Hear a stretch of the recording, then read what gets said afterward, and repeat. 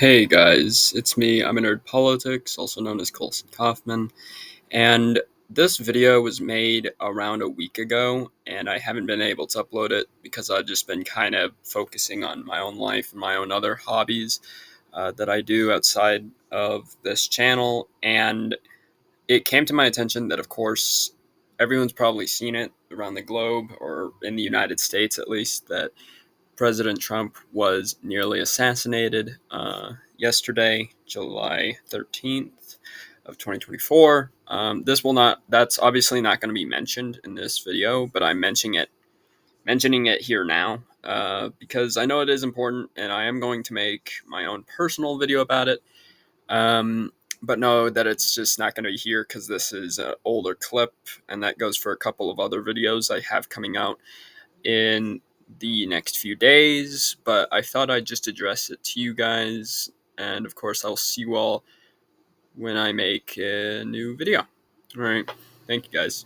Hello, everyone. It is me. I'm a nerd politics, also known as Colson Kaufman. Don't mind the zit. It looks bad, I know. I look like Gorbachev, kind of similarly. I don't know. But it looks bad, I know. I'm trying to fix it.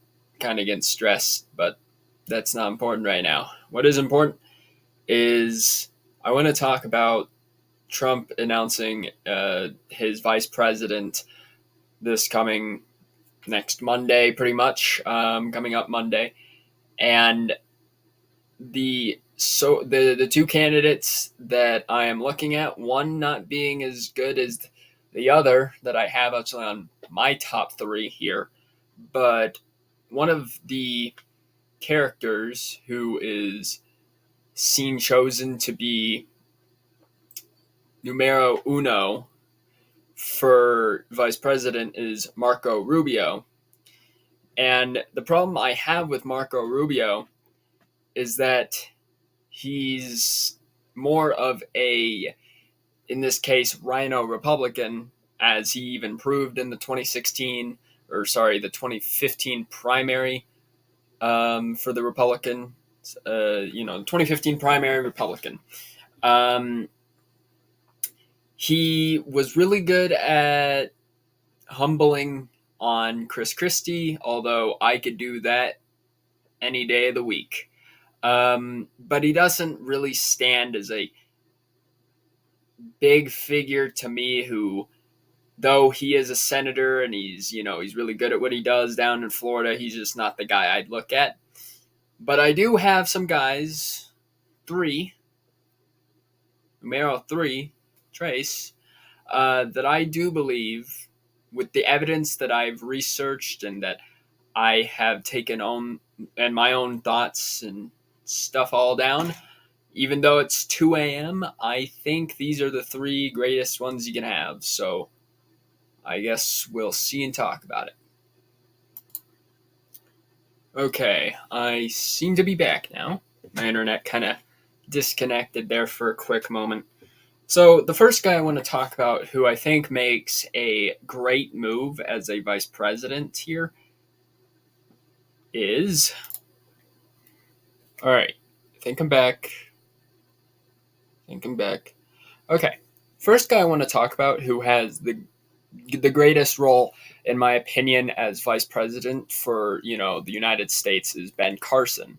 If you don't know who Ben Carson is, very diplomatic, very I wouldn't say self-inspired. He likes to inspire other Americans, and he is very, very liked amongst African American voters, being that he's very, very popular as a African American conservative. He was born September 13th, 1951. He is currently 72, and I know that kind of screams like, oh, he's old. Oh, geez, Louise. Born in Detroit, Michigan. He is the 17th United States Secretary of Housing and Urban Development, so he's very diplomatic. He gives back to the people, and he's there first. You know what I mean? His accomplishments. He was not a politician first. That's the most important thing here, is that he was not first a politician. His first actual role was that he was a neurosurgeon in the mid 80s and had several accomplishments even through that. One of the first being that he was able to separate conjoined twins from each other. The downside of that is having neurological development issues even still after that point. But he did have way more successful accomplishments, being he was the first to have successful neurological procedures on a fetus um, from the inside of the womb, which is a very, something I'm not good at understanding in any sense. I have no real understanding of that kind of knowledge, but I know it's not easy to do. He's also written over hundreds of neurosurgical publications. So, he's very out there and, helping communities and helping those who don't have a lot and helping those who struggle with life more than other people. Yeah, kind of down to some. He was a professional neurosurgeon, oncology, plastic surgery, and pediatrics at the Johns Hopkins School of Medicine. Right, like he's a known guy. He's just a good guy for what he did. But the thing is, how did he really get into the political side? Because we have to look at, okay, he's a doctor. He's a very trained doctor, and he knew what he was doing in that. How does a doctor become a good vice president or in a political stance in any way? Well, during his retirement time after 2013, in the 2013 time period, he retired, and during this timeline, he quickly got more positive feedback from conservatives after leaving his remarks at the 2013 National Prayer Breakfast, with him leaving critical standpoints on the Obama administration, making it look bad, which he did. Um, and he also ran during the 2015 Republican primaries. He did unfortunately lose, but he was known as being good. He was good at his job, and he stood for Donald Trump, even in the stance. During the first debate, he stood next to Trump before coming out on stage. So, the guy is, praised by Donald Trump even before presidency and during presidency. So he makes up for that great stance as well. And as of now, he really stands very diplomatic and very environmentalist, which I know kind of gives a little bit of red flags because of the whole climate change thing. But I don't mean as in climate change. I mean as in he wants to help structure better lives for current environment, not the environment itself. Um, he admires all people. It doesn't matter if they are, lower than one another or sufficient than another or can't afford as much. There's no implication to where he can't help you with your problem. He has tried to stand with the people, especially in urban development, with housing and living costs and food costs. I mean, he's tried his best, especially in that role in his 4-year period of time, and still to this day, he stands, similarly to Jimmy Carter with giving the hopes and, giving conditions that are fair amongst all people and have no differences, all living the greatest they can. Not to all, also making it, really good that if Trump were to pick this guy as the vice president, I would not say he would make great forward as a president because of, elderly age, but I would say he helps greatly towards African American voters being more optimistic and saying, hey, we can change. And hey, we can look at what's right here. And this guy proves to be right. So I think based off that, he's my number one guy. Okay, the second guy on here is Vivek Ramaswamy. He is 38 years old, born August 9th, 1985, from Cincinnati, Ohio. I think raised, however, in Michigan. He is an American entrepreneur / American business person. His accomplishments: he has a bachelor's degree at Harvard University and a law degree at Yale Law School. So, he's very educated in this, in, understanding the concepts of law and understanding the concepts of how to manage investments and business. He is the founder of Rovient Science, a pharmaceutical company, in 2014. He worked as an investment partner at a hedge fund. Uh, Hedge fund being like how to manage investments, how to do the right thing. He also co founded an investment firm, Strive Asset Management, same kind of thing. How to manage your investments and how to be smart about it. So, he's obviously smart in those capabilities. He's not a politician. He was not a known politician up until the 2023 Republican primaries. He did, of course, drop out of that after the Iowa caucus, where he got fourth place. But he stood forward to Trump because of it, and he stood stronger even in his debates with the sense that Trump gives off. And I'll get on that in a different moment. And it's the thing is that this guy is very smart. Obviously, with pharmaceuticals and investments, he understands the same way that Trump does with, being a business person, not being a politician, or as of now he is, but, he didn't step foot as first the politician. He stepped forward first as a biotech guy, a guy who wants to help all with pharmaceuticals, a guy who wants to inspire others to make a lot of money, I guess. And I know this light's in my face and it makes me look extremely white, so I'm sorry about that. And he obviously stands great on those points. He's also, you know, like Ben Carson, he really just stands forth for the people and to the safety measures of the people. He doesn't stand for himself first. And that's the kind of guys we need as vice president. It's the kind of guys we need as president, vice president, Congress, Senate, uh, justice leaders. We need them as politicians, and we need those people to stand forth with the youth, the growing youth, and, next few generations from this point on. So, how did he get here from that point? How is he here now? Being he wasn't this politician, as I've addressed, um, he's just this businessman making his best that he can be. He really got his, motivation from his appearances from the 2023 Republican primaries, where he would basically just roast the ever living hell out of Chris Christie, as everyone else did, but also, was notable for his criticisms towards Nikki Haley and Ron DeSantis, on the side there too.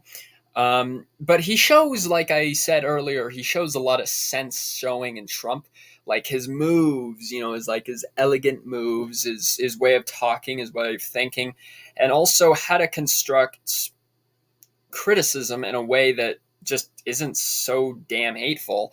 He also stands forward a lot on the United States going through a identity crisis as he goes through it, like saying COVID's not as big as a deal as it is, and it really isn't. If anything, it's like the flu, and also doubling down on the government's ability to be innovative towards social, economical, and environmental ways of helping the United States, which he struck down as not being even strong or holding together.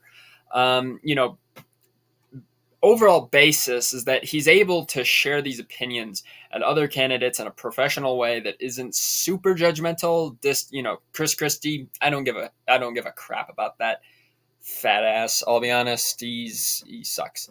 Um, but he also likes to talk about how the U.S. government and its current point is not cool. It's just not, it's failed. It's gone to a point where no parties can interact and agree on one thing, and third parties are just gone. And here's the thing: is that he's super nationalist.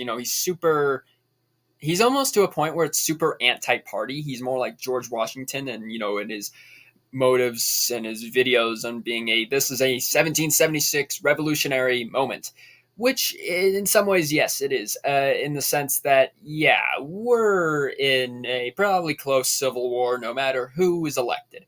And the thing is with that is that maybe it's better you're not a part of a party, and that's kind of the way he kind of leans. He's kind of also that nationalist who stands for all as equal rather than this big bickering amongst every party that there is.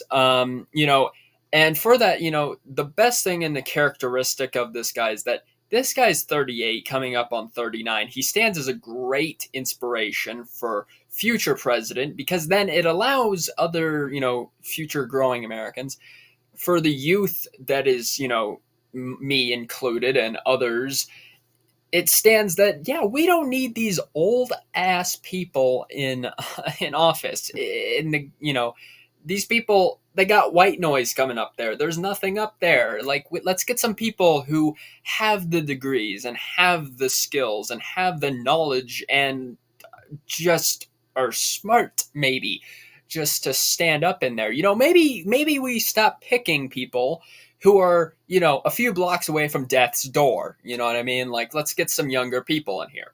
So he obviously stands on point, and it fits in with more generations today and future generations from today. So I think he makes a second great pick.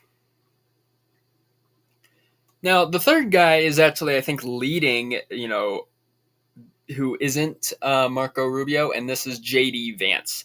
J.D. Vance, born August 2nd, 1984, is 39 currently. Was born in Milton, Ohio. He is an American venture capitalist, author, and politician serving as the junior United States Senator from Ohio. So I think he's a senator from Ohio. His accomplishments include having a Juris Doctor from Yale Law School. His memoir became a New York Times bestseller and attracted significant press attention during the 2016 United States presidential election. Good to know. This will come up great later on. Other than that, I don't have really anything else that is inspiring for his accomplishments. I bet there's a lot out there, but I will get to it. And how did he get to this point? God damn it, I want to know. Vance launched his first political campaign for Ohio's state Senate seat in 2021 and won the Republican nomination after being endorsed by former President Donald Trump. He defeated Democratic nominee Tim Ryan in the general election. So he already has that. Like, yeah, Donald Trump actually likes this guy and endorsed this guy and pretty much appointed this guy.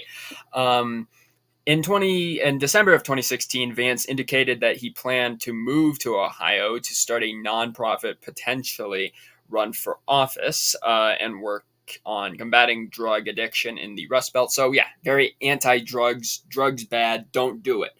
In 2019, Vance co-founded Nara Capital in Cincinnati with financial backing from the Thiel, Eric Schmidt, and Mark Andreessen. In 2020, he raised $93 million for the firm with the Thiel and former Trump advisor Darren Blayton. Vance is invested in the Canadian online video platform Rumble, which may or may not be good, popular with the political right. So yeah, good in that sense, but I don't know. Maybe don't have all these politicians on social media saying a bunch of crap. Kind of my thing, how I see it about. It's going to be really embarrassing if I ever run for president and then they find this video and I'm being just a giant hypocrite. That's going to suck. He is also the first U.S. Senator from Ohio to take office without holding previous government experience since John Glenn, who took office in 1974, 50 years ago. So, he's got all these things. These are amazing. He's obviously, he's helped out with the money he's given. And, he's already got that prior endorsement from advisors of Trump and Trump himself. So he's got that down perfectly. Though he has no, previous governmental or law experience, he has books. He has authorships that he made that are like, hey, government sucks. Okay, we agree with you. Yeah, pretty much. Yeah, government sucks. And yeah, he went off of that, pretty much. And similarly to, Ramaswamy's case, he's a young candidate. He's, nearly 40 here. He proves himself to be a good president and a future president and, a current vice president who's good, and inspiring in these youth and these generations. He also expresses, same kind of background as Ramaswamy with saying, yeah, government is currently killing the people, the nation, the economic system, and just the way people, should be is not how we are. The United States is nothing more than a monopoly, as I'll put it. Corporations, killing small businesses and corporations earning more than what other people are tangible of and killing it because of it, and killing it as in not a good thing, but as in like yeah, this is dire, this is bad, this is horrible, what the hell are we doing? The people in this country really are not seen as matter. They're just slaves to these corporations like the monopoly man, and it's not cool. I don't have any kind of way of saying, yeah, that's cool. It's not. And that's kind of the thing. He puts it even from his memoir, saying that the current political system is currently killing the people of this nation. That's what he put in his memoir in 2016, and it is a complete reality still to this day. He's got this smartness and intelligence that he's willing to just say with no pause. And he's got the endorsements. So, these three guys, they all have the endorsement from Trump. That's kind of without a doubt. But these guys also are diplomatic. They care for all the people. They also care for the youth of the people, being they are younger themselves, the two of them anyway. And they really just stand as, criticizing the right way rather than just shitting on other people. Chris Christie, we could all say nothing good about that guy. I don't know. I mean, I don't. Have you ever heard of anything with Chris Christie as being notable? I mean, sure, he helped out with the problems in 9/11, but I mean, everyone did. That was a natural disaster. So, I mean, I don't know. Anyway, if you think you have a different opinion or want to share other candidates you feel are stronger in this, development, please let me know in the comment section down below. But until then, I will see you guys on the next political video. Peace out, guys.